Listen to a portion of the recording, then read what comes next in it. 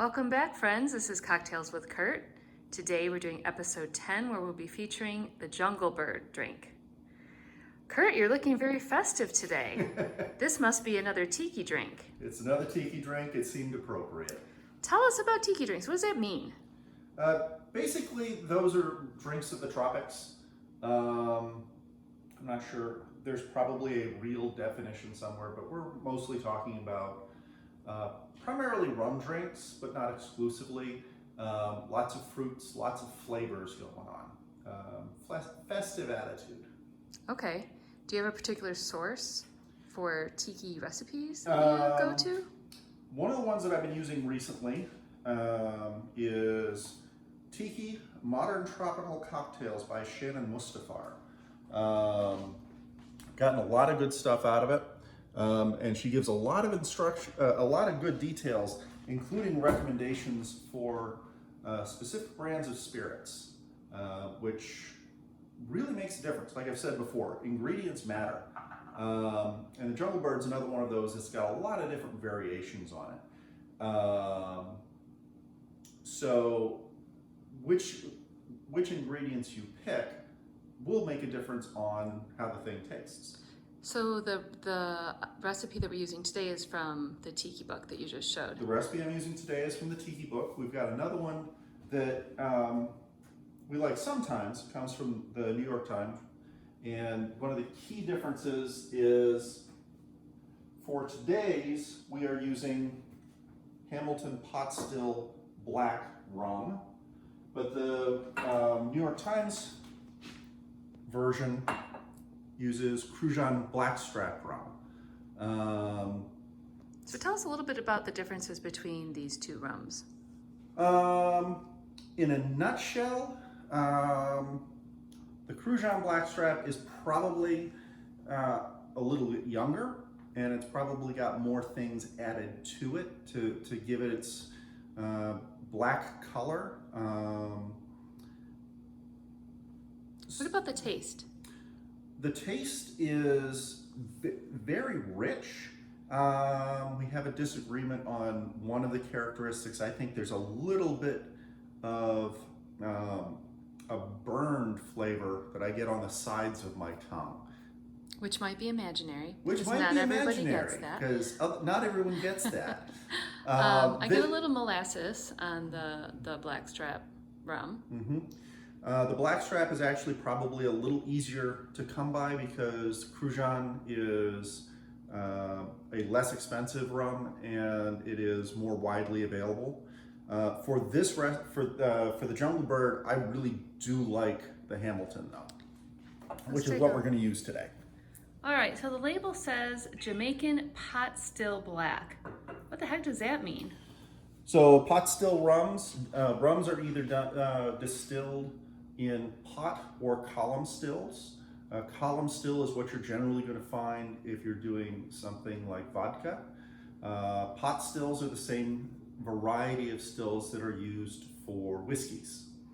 So with a pot still or with a column still, you're going to have fewer impurities in your end product, which will be a cleaner flavor, but it'll also sometimes be a little bit more boring. If you're looking for a pure neutral spirit, you want to use a column still. Pot stills, everything kind of recirculates, so you have more impurities in the spirit, and it makes a more interesting brew. So for this purpose, impurities could actually equal flavor. Absolutely. Okay, so what else goes in this drink other than this rum? Okay, so we have the Pot Still Black from Hamilton, Campari. And we've seen Campari before. Mm-hmm. We use that, in the Negroni? In the Negroni. Okay. So bitter orange. And then we have pineapple, preferably fresh, but if you can't get fresh, this is a really good alternative. It's, what is it? Lakewood Organic. And we should note that someone in this house is very picky Someone about in this pineapple house juice is very picky because about I her get pineapple. like a tinny taste on the Dole and anything that comes in a can. So, But this is a good substitute for fresh if pineapple juice. this is what you got. Yeah. And then, of course, lime juice. Freshly squeezed lime juice. Freshly squeezed lime Okay. juice. Okay. So, the other thing we're adding today, I got for my birthday, Tiki cups. Tiki cups that look like cats. How awesome is that? Works well.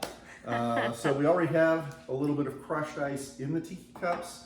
Pre-crushed in the Lewis bag. Pre-crushed in the Lewis bag with more ready to go in on top. Okay. All right. So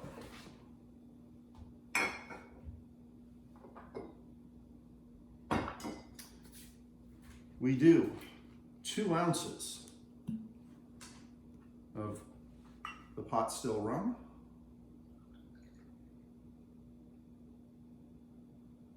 Now, is that one an overproof? We talked about overproofs last time. This one is not an overproof.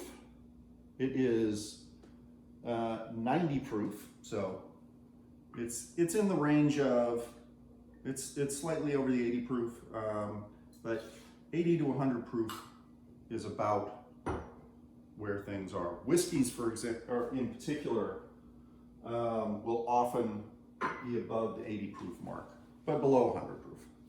Okay, so 2 ounces of that. And then 3/4 of an ounce of Campari.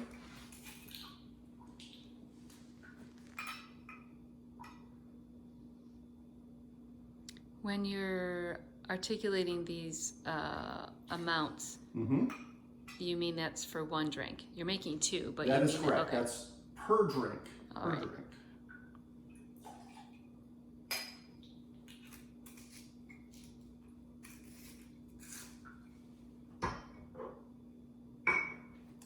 And then 1.5 ounces of pineapple.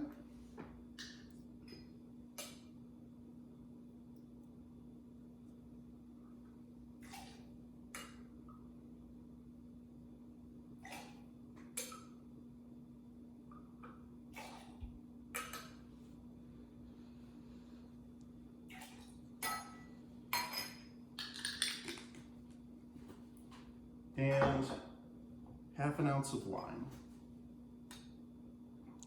Do you have a cheat sheet? Hell yeah! What? You don't have all of these proportions? I got committed a to memory? damn big cheat sheet. Wow. And It's going to take us many episodes to get through all that. and I need to rerun it because I got way too many handwritten things on it. It's a mess. And I can't find things. All right. So all of the various recipes have those basic ingredients. All of the recipes for the Jungle Bird seem to have those basic ingredients: a black rum, Campari, pineapple, lime. Some of them also include simple syrup, and the proportions vary slightly. But those seem to be the universal ingredients that make up a Jungle Bird.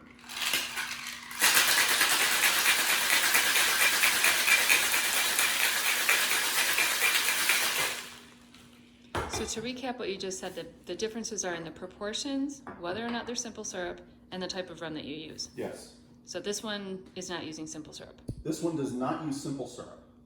So it might be a shade more bitter.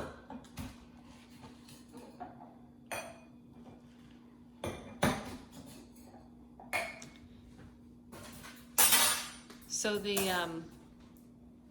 tiki cups already have some crushed ice in them. Yeah. I will top them if need be. And they're coming right to the top.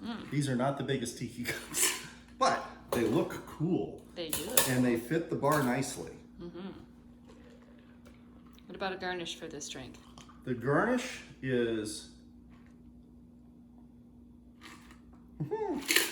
of according to Sharon Mustafa, it is pineapple leaves, which we don't have, and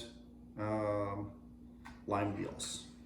So, do you think it's fair to say that for tiki drinks, kind of elaborate garnishes are also generally included? I think that's fairly a very reasonable assumption.